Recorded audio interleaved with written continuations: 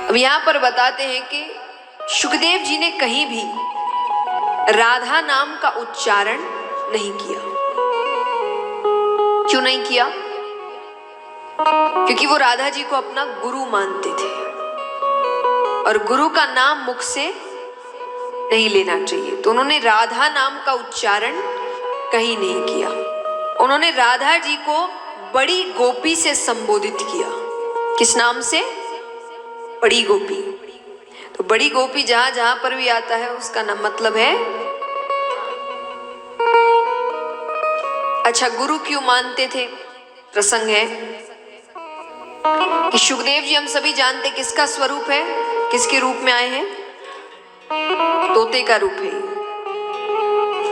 शुक बालक है, तो तोते का रूप है। तो उन्होंने कहीं से राधा राधा नाम सुन रखा था, तो वो राधा राधा नाम का उच्चारण करते थे, जो सुनकर राधा जी बड़ी प्रसन्न हुई। उनको दर्शन देने आती है।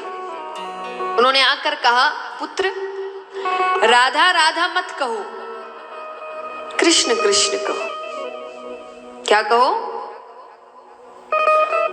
अच्छा, यहां कितने हैं जिन्होंने गुरु बनाए हैं? हाथ उठाना। आप सभी को गुरु मंत्र दिए गए होंगे, जाप करते हैं? Very good. तो गुरु क्यों बनाए जाते हैं? साफ शब्दों में बताना, घुमा फिरा के नहीं ऐसे, क्योंकि बहुत कारण हो सकते हैं, पर साफ शब्दों में गुरु क्यों बनाते हैं? भगवान से मिलने के लिए। हाँ, तो सही बात तो भगवान ही है। तो भगवान से मिलने के सीधे शब्दों में अगर कहें तो गुरु हम क्यों बनाते हैं? भगवान से मिलने के लिए। और गुरु जी आपको गुरु मंत्र देते हैं जिसका आप रोज जाप करते हैं। तो यहां पर गुरु कैसे मानी गई राधा जी बताया गया है कि वो राधा राधा नाम का उच्चारण करते थे।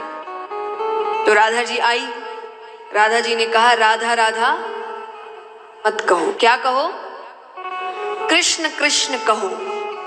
तो राधा जी ने दिया गुरु मंत्र जिसका वो जाप करने लगे। अब वो कृष्ण कृष्ण कृष्ण कहने लगे, जिससे प्रसन्न होकर श्री कृष्ण आए। मिला दिया भगवान से।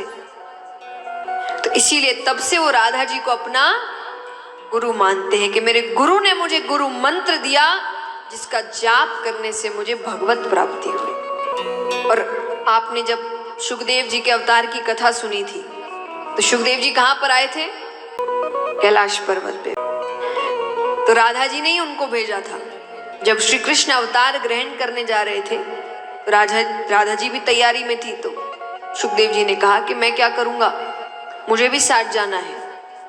तो राधा जी ने कहा तुम जाकर क्या करोगे? बोले मैं आपकी कथाएं सुनूंगा।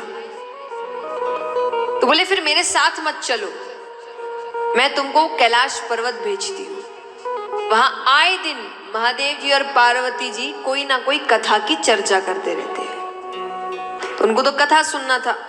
तो इसीलिए शुकदेव जी राधा जी को अपना गुरु मानते हैं। और ऐसे भी राधा जी को मनाना बड़ा अच्छा है, क्योंकि जो राधा जी को मनाता है उनको भगवान मिल ही जाते हैं। सच्ची बात है कि नहीं है? इसीलिए तो हम गाते हैं ना, राधे राधे जपो चले आएंगे बिहारी। कि अगर भगवान से मिलना है तो राधा जी को मना लो। वृंदावन इत्यादि में जाओ तो सब कोई कृष्ण का नाम कम लेते हैं, राधे राधे राधे राधे राधे राधे। क्यों? क्योंकि सबको पता है कृष्ण को मनाना है तो पहले किसको मनाना पड़ेगा? राधा जी को। तो इसीलिए जितना हो सके सत्य की राह पर चलो। जहां झूठ की जरूरत नहीं वहां झूठ मत बोलिए। जैसे उदाहरण स्वरूप, ये उदाहरण भी पुरुष वर्ग की तरफ ही जाता है। देखिए, ये मैंने कोई मन से मैं बना के नहीं लाई हूं। अब ऐसे उदाहरण आ रहे हैं जो आप पर ही लागू ज्यादा होते हैं। तो मान लीजिए कि आपने किसी से मिलना तय किया, इतने इतने बजे वो व्यक्ति पहुंच गया। अब आपको फोन कर रहा है, कहाँ हूं? आपका क्या जवाब होता है? 2 मिनट बस पहुंच गया। अरे सिग्नल पे, है ना? असलियत क्या होती है? घर से नहीं निकले अभी तक, यहाँ झूठ की जरूरत है? सामने वाला दो बात तो सुनाएगा ना, सुन लेना, कौन सा बहुत पहाड़ टूट जाएगा। यहाँ पर झूठ की जरूरत नहीं है, पर फिर भी हम बोलते हैं। अब आपको लग सकता है इतने से झूठ से क्या ही फर्क पड़ता है? पड़ता है। कैसे पड़ता है भविष्य में मैं आपको समझाती हूँ। ये सब छोटे छोटे झूठ है। व्यक्ति झूठ क्यों बोलता है पहले तो बताइए? सच से बचने के लिए, सच से बचने के लिए, कि सच से बच जाए तो झूठ बोलता है। अब छोटे मोटे झूठ चलते हैं, इतना फर्क नहीं पड़ता, ये हमें लग रहा है, पर वो भविष्य में कैसे फर्क पड़ता है वो बता रही हूँ। कि छोटे मोटे झूठ, अगर व्यक्ति सही में ताकतवर हुआ, समझदार हुआ मानसिक तौर से, तो छोटे मोटे झूठ फिर भी चल गए। लेकिन ये क्यों नहीं चल पाते? कि जब आप छोटे छोटे सच का सामना नहीं करते, आपके शरीर को, आपके दिमाग को छोटे छोटे सच का सामना करने की आदत नहीं होती, तो जब जिंदगी का सच सामने आता है तो शरीर साथ छोड़ देता है, मुझसे नहीं हो रहा। जिसको आज हम, जब आप साइंटिफिक तौर से कहिए तो पैनिक अटैक्स कहते हैं, एंजाइटी कहते हैं, स्ट्रेस कहते हैं, कि किसी का शरीर कांपने लगता है, किसी को पसीने छूटने लगते हैं, किसी को चक्कर आने लगता है, किसी का सर दर्द होने लगता है। क्या है ये? शरीर बोल रहा है मुझसे नहीं हो रहा, मुझे आदत नहीं है।